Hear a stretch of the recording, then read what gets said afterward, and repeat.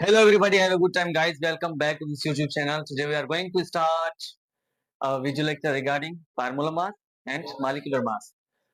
This is the important topic of chemistry chapter 1, the fundamental of chemistry. और इसमें हमने वो सारे लेक्चर जो सीक्वेंस में स्टार्ट किए, ये पूरी प्लेलिस्ट जो है फर्स्ट चैप्टर की आपको मिल जाएगी ब्रेन स्पार्क अकेडमी पर। ये जो ऑनलाइन अकेडमी आप इस पे कहीं भी देख सकते हैं। ओके बेटा, तो आज हम स्टार्ट करेंगे मॉलिक्यूलर मास और फार्मूला मास। इसमें डिफरेंस क्या है और फार्मूला मास हम क्यों पढ़ते हैं, मॉलिक्यूलर मास हम क्यों पढ़ते हैं। ओके, तो सबसे पहले अब हम आते हैं कि भाई ये जो मॉलिक्यूलर मास है और फार्मूला मास है, इसको डिफरेंट क्यों किया गया है। मतलब कि मास तो सेम ही होता है ना, जाहिर है। मॉलिक्यूलर मास और फार्मूला मास जो इसका हम जो है ना सम अप करते हैं एलिमेंट्स का, और जो है लास्ट में उसके मास को मिलाते हैं, उसको मिलते हैं हम लास्ट में हमें फार्मूला मास और मॉलिक्यूलर मास सेम ही एटॉमिक मास यूनिट में मिलते हैं। लेकिन इसमें डिफरेंस ये है कि मॉलिक्यूलर मास जो है ये सिर्फ और सिर्फ कोवेलेंट कंपाउंड्स है। कोवेलेंट कंपाउंड उसे कहते हैं जो इलेक्ट्रॉन्स की शेयरिंग, जो एक दूसरे म्यूचुअल शेयरिंग ऑफ इलेक्ट्रॉन से एक बॉन्ड बने, और उसकी बॉन्ड के नतीजे में, बॉन्ड के रिजल्ट में जो एक कंपाउंड बने या फिर मॉलिक्यूल बने, उसे हम कहेंगे मॉलिक्यूलर मास। ओके, और दूसरा ये है फार्मूला मास। फार्मूला मास कैसे होता है, आयोनिक कंपाउंड्स, यहाँ पर देख रहे हो ionic compound formation with in ions, ions की फॉर्मेशन होती है, आयंस के अंदर ही फॉर्मेशन होती है इसकी, इस कंपाउंड की या फिर मॉलिक्यूल की। और उसी कंपाउंड या फिर मॉलिक्यूल का हम जो है ना मास निकालें, फार्मूला मास, टोटल कंपाउंड का या फिर मॉलिक्यूल का एक टोटल फार्मूला मास निकालें with in formula mass. Formula formation of with formation with in ions. अब देखें आयंस कैसे है। फर्स्ट सपोज ये सोडियम क्लोराइड आप देख रहे हो, सोडियम क्लोराइड है, यहाँ पर सोडियम है, यहाँ पर क्लोरीन, सोडियम और क्लोरीन। अब यहाँ पर देखें सोडियम के ऊपर जो है प्लस आयन है, और यहाँ पर negative ion, minus ion and plus ion. Okay, positive and negative charges जो है इसे हम कहेंगे आयंस। अब आयंस में इसमें देखें बेटा, ये जो सोडियम है, ये सोडियम अपना एक इलेक्ट्रॉन लॉस करता है, मतलब कि इसे देता है, और ये जो है इसे एक्सेप्ट करता है क्लोरीन। तो लॉस और मतलब कि कोई गेन करे या लॉस करे, उसके रिजल्ट में एक बॉन्ड बने, उसको हम कहेंगे कोवेलेंट, सॉरी आयोनिक बॉन्ड। और वही जो है कंपाउंड, उसको कहेंगे आयोनिक कंपाउंड, और उसका मास निकाले, उसको हम कहेंगे फार्मूला। That's it. ओके बेटा, बात समझ में आ रही है? Very good.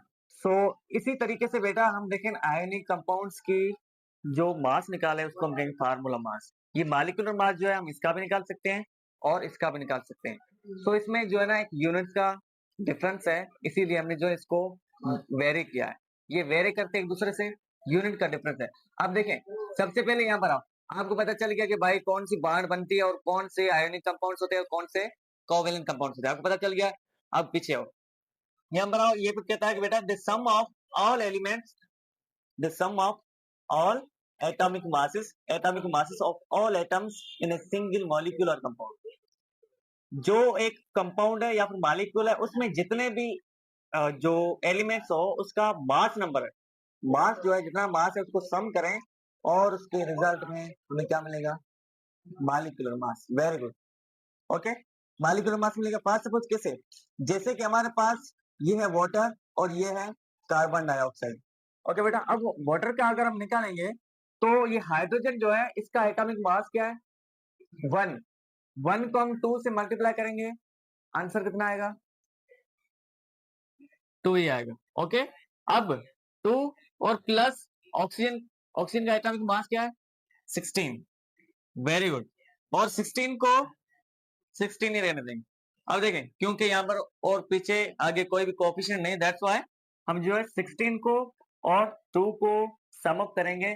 यहाँ पर कहते हैं कि सम करो इसको ऑल एटॉमिक मासेस। तो इनके जो भी एक कंपाउंड के अंदर जितने एटम्स है, जितने मॉलिक्यूल्स है, जितने एलिमेंट्स है, उनको सम अप किया और उनके मासेस को सम अप किया, और लास्ट में हमें क्या मिला, 18 AMU।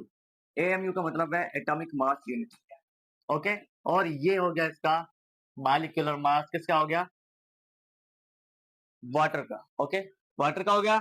और आप जो है ये जो है कार्बन डाइऑक्साइड है, इसका एटॉमिक सॉरी मॉलिक्यूलर मास जो है वो निकाल के कमेंट करो। हरी अब अभी स्टार्ट हो जाओ। देखिए बेटा, और दूसरी बात ये, अब हम आते हैं फार्मूला मास पे। फार्मूला मास किसे कहते हैं? The sum of all atomic masses. Same to same ही है, इसमें सिर्फ वेरिएशन वही होती है कि भाई वो जो है आयनिक कंपाउंड्स होते हैं और ये जो है कोवेलेंट कंपाउंड होते हैं। The sum of all atomic masses of all atoms in a formula unit. एक फार्मूला यूनिट में जो आयन की शेयरिंग से रिलेटेड जो भी मॉलिक्यूल हो या फिर कंपाउंड हो, उसको हम सम अप करें उसके एटॉमिक मासेस को, और उसकी रिजल्ट में हमें क्या मिले? फार्मूला मास मिले, तो उसे कहेंगे हम फार्मूला मास। तो देखिए बेटा, ये सोडियम है, सोडियम क्लोराइड। सोडियम क्लोराइड क्या है? सोडियम क्लोराइड एक कंपाउंड है जो कि अपनी जो है ना इलेक्ट्रॉन की लॉस और गेन से बनता है, उसके रिजल्ट में एक बॉन्ड बनती है, उसको कहेंगे आयोनिक बॉन्ड। अब इसमें एक कंपाउंड है, अब इसका हम जो है ना फार्मूला मास निकालेंगे। फार्मूला मास कैसे निकालेंगे? सबसे पहले हमें पता होना चाहिए कि भाई सोडियम जो है उसका एटॉमिक नंबर क्या है। सोडियम का एटॉमिक नंबर क्या है? वही पता है, हमें 11 है। और दूसरी बात, एटॉमिक मास क्या है इसका? एटॉमिक मास 23 है। अब इसके आगे पीछे कोई भी कोएफिशिएंट नहीं, सो दैट्स व्हाई 23 हो गया। उसके बाद क्लोरीन, क्लोरीन जो है इसका कितना है? 17। 17 जो एटॉमिक नंबर है, और इसका एटॉमिक मास क्या है? 35। अब 35 और 23 को प्लस करेंगे, उसके रिजल्ट में जो है ना 85 सॉरी 58 जो है इसका atomic mass unit, atomic mass unit मिलेगा, और इसे कहेंगे हम फार्मूला मास। ये गो फार्मूला मास, और ये हो गया molecular mass. So that's totally about that. Okay बेटा, so okay guys, will see you in the next video. Thank you so much.